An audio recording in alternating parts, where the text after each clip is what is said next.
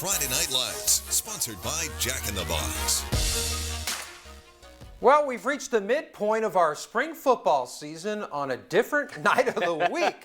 For the first time ever, we get to say welcome to the Thursday night edition of Friday Night Lights. I'm Rob Fran. And I'm Brandon Mejia. Yeah, interesting to be on a Thursday, but we love it. I mean, football's here, right? So we begin this week 3 episode of our historic spring season with the Desert League rivalry that has intensified in recent years as the winner of this game would normally earn a high seed in the Division 5 playoffs. But with only 3 weeks of football remaining, well, all that's at stake between Holtville and Vincent Memorial at this point is bragging rights. So we present to you tonight's marquee matchup featuring the Vikings and the Scots as both teams will square off against one another at Cal Jones Field.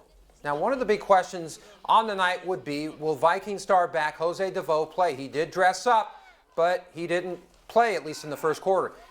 Damian Rodriguez tries to go up top to one of his receivers, but Vincent gets called for pass interference, sparking the start of a Vikings drive. A few plays later, the Vikes go to Peyton Eiton. On the ground, he breaks a few tackles and then gets knocked out of bounds after getting a first down. And then we're going to see the drive capper. They go back to Eiton. He's able to turn the corner and use his speed to cut to the corner of the end zone. Vikes drawing first blood, 6-0 at this point.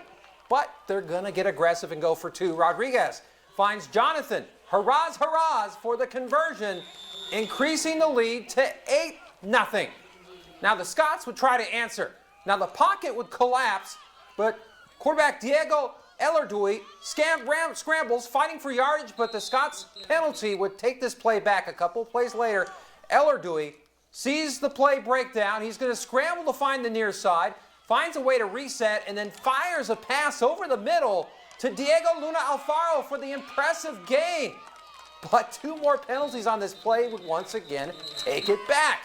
At the end of the play, Ellerduy would have to leave the game with an injury. Holtville gets the ball back. Eiton gets the call again, using his speed to pick up 20 yards on this play.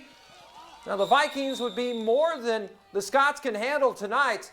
They would take the 45-14 dominating win.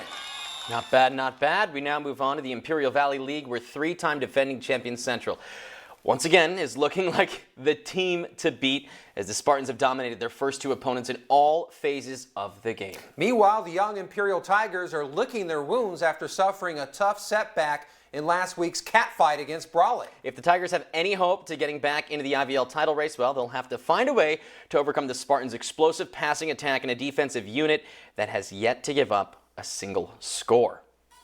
Without further ado, we take you out to Shimamoto Stadium for the Imperial Spring Season home finale, trying to make this one count, my friends. Everybody ready to go. Spartans are going to start this first possession, 3rd and 8, the give to Carlos Gomez, but he is bottled up by the Tigers defense, forcing 4th down. Charlie Sullivan on the punt for Central, and the snap is low. Sullivan drops to a knee, giving the Tigers the ball at the Spartan 11. Then 1st and 10, Tigers. Joaquin Alvarado tosses to Brennan Adams to the right, but he is bottled up by the Spartans. 4th and goal we go for the Tigers from the 9, and Alvarado rolls left, tosses deep in the end zone. Skylar Cook and Damian Nelson are there to knock it away. Spartans take over on downs. On the Spartans' 3rd possession, Jordan Reed finds his groove, rolling to his right, finding Isaiah Nevada Esparza for a 1st down at the Tigers' 40. Moments later, it's Reed again, this time rolling to his left and finding Fernando Morales with the diving over-the-shoulder touchdown catch. Extra point is good. Mark him for 7. Tigers now looking to answer. Alvarado throws to his left and finds Andrew Luna, who makes a great catch and busts a few tackles for a gain. 1st down, Tigers, though, would be forced to punt. Early 2nd quarter, Spartans driving now. Reed finds, looking, Morales over the middle. Morales doing the rest of the work. Wow. Taking 1, 2, all the way. Spartans take a 14-0 lead. They go in to win this one 27-0 tonight. Quite a statement by Central. They make them every week. All right, we now have 2 Imperial Valley highlights in the bag with 2 more left to go. Among them, IVL title contender Brawley trying to avoid a hiccup down in Calexico. Keep it here on FNL. You're watching Friday Night Lights on KYMA.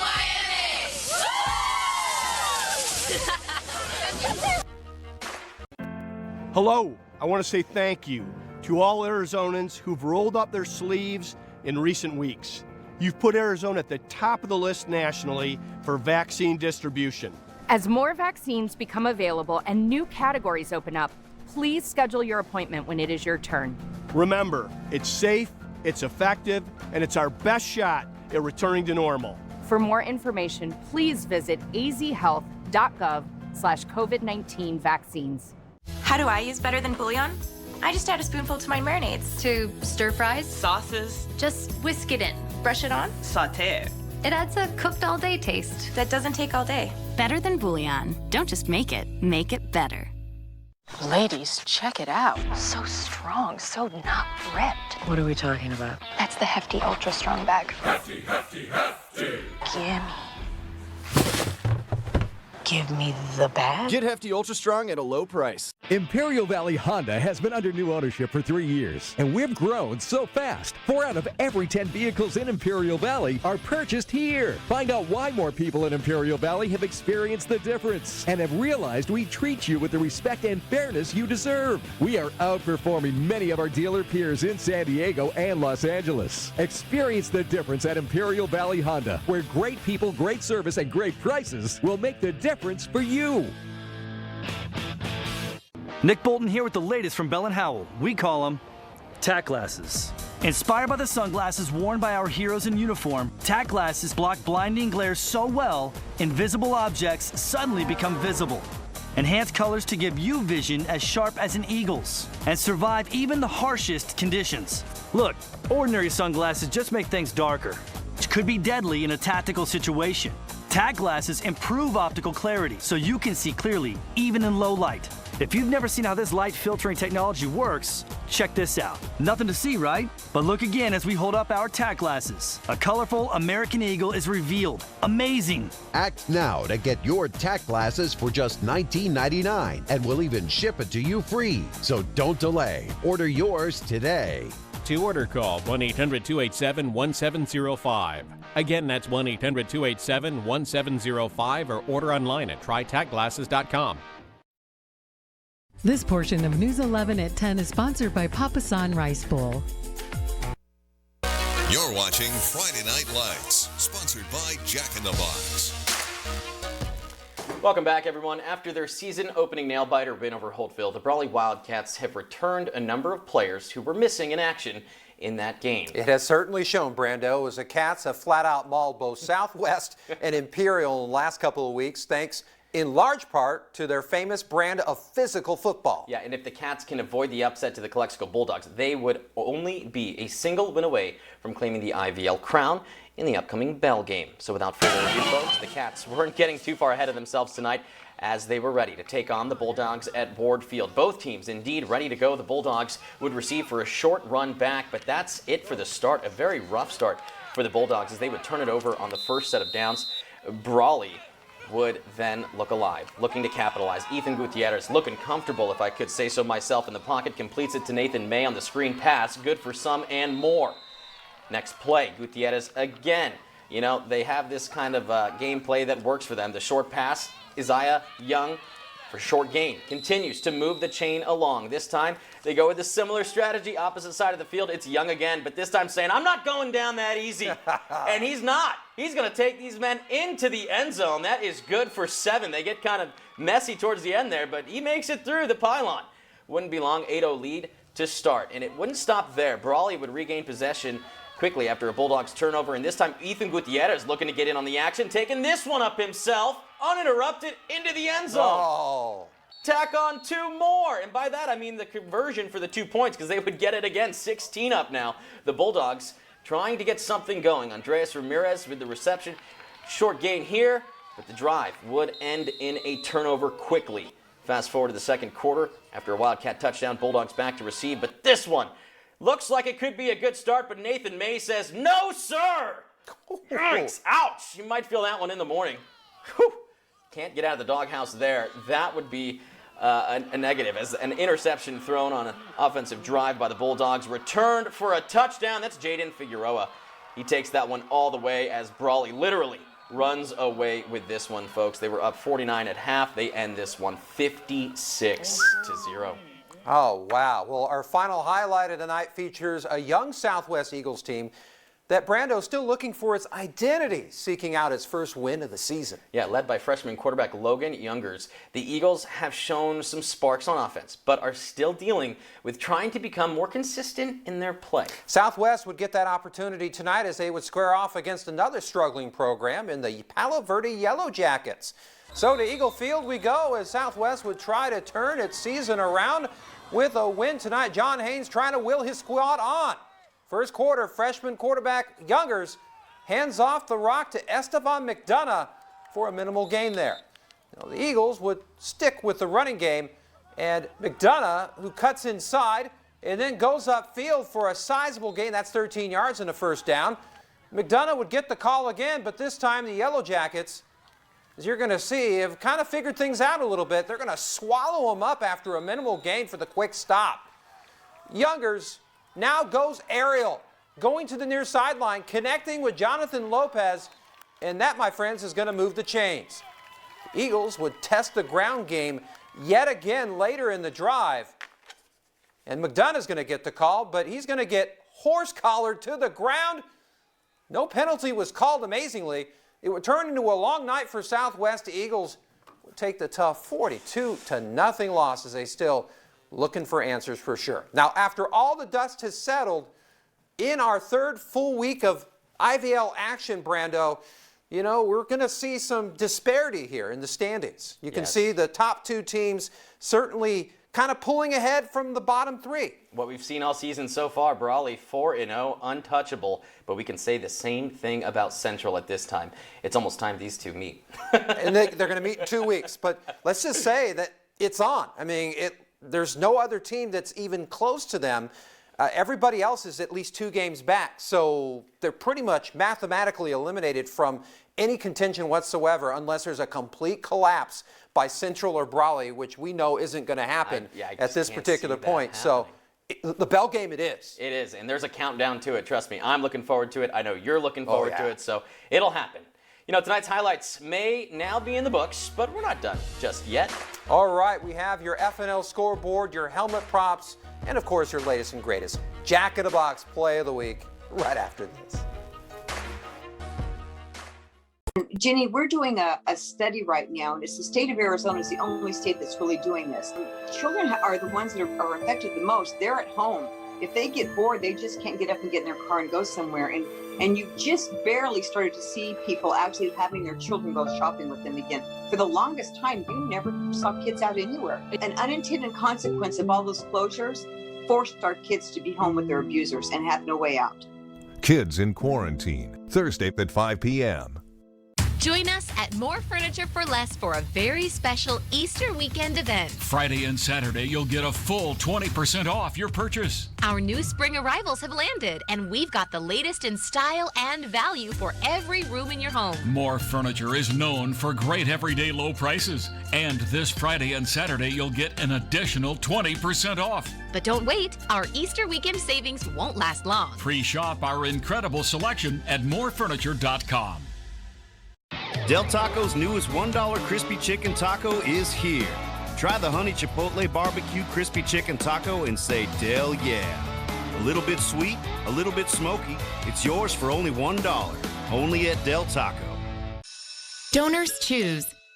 Support a classroom. Build a future. At DonorsChoose.org, we want students in every community to have the tools they need for a great education. And now, more than ever, students and teachers need your help. Every year, most public school teachers spend nearly $500 of their own money on student supplies. Let's do the math. That comes out to over $1.2 billion. We can do better. Here's how. Go to DonorsChoose.org, find a request to support, and we'll make sure they get exactly what they need.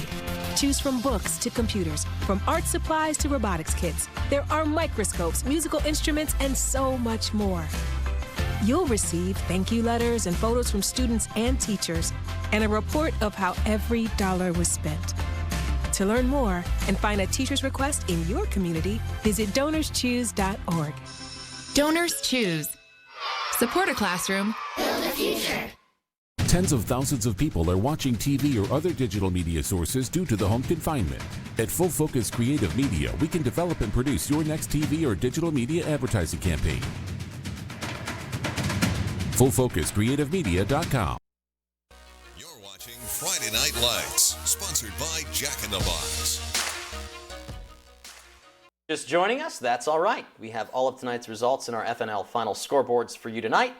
We begin with the close one. Rob Fram actually covering this game tonight. Holtville versus Vincent Memorial. 45-14 was that final, Rob. Right. It was close early. Yeah. And, just not late. And we haven't had many games that were close. So watching this one early on, tell me what you thought. Well, I just thought that the game had a lot of penalties. I think both teams were making mistakes early, and it's kind of a rivalry game in its own right because there were some personal fouls called, and so it got pretty testy, but the referees kind of reeled both teams in, so we can appreciate them for that for sure, amongst other things, getting the game going, and, well, it got going for Holtville, as you can see there.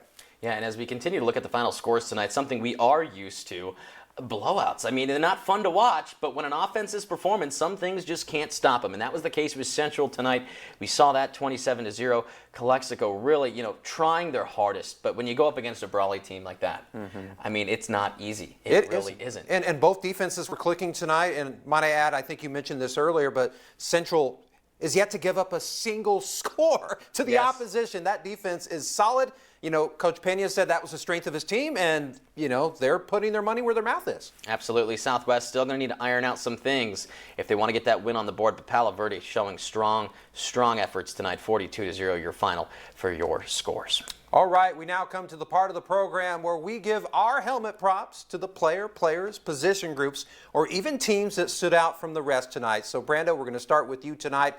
Who's getting your prop, my friend? Well, tonight, mine is going to be going to the Brawley Wildcats quarterback Ethan Gutierrez. 4 touchdowns on the night. Not only did he come out looking comfortable, but he came out strong, and he's done so every week. Nonetheless, like I mentioned, he had 4 tonight, 1 rushing touchdown on his own. Yeah, he's part of the reason why this team is untouchable, and I think not only does that deserve a helmet prop, but just props overall, because I like what I'm seeing. And he's only a sophomore. They got 2 more seasons with him at the helm. That's going to be exciting to see for sure. As for me, Brando, one of the key reasons for Central's win over Imperial tonight, other than the defense, was Fernando Morales, who made 2 key big plays for the Spartans when they needed them. His 2 touchdown receptions helped ice tonight's game and helped send Central a step closer to defending its IVL crown. All right, real quick, here's a first look at week number 4 of our spring edition of FNL. We have a trio of contests all headlined by our marquee matchup known as the El Centro City Championship, or the Battle for El Centro between Southwest and Central. As always, we invite you to join Rob and myself for next week's episode. We look forward to seeing you then. All right, we now finish off our night with your Jack in the Box play of the week, and this one comes from the Central Imperial game. Early second quarter, Spartans driving, and yes, Jordan Reed finds Fernando Morales, who pinballs his way to the end zone, busting tackles like nobody's business, and that's the thing of beauty, my friend. Thing of beauty. He knew he was getting that touchdown from the second he caught that ball, and nothing was going to stop him. Folks, I'm Brandon Mejia. Thanks for watching. I'm Rob Fram. Good night.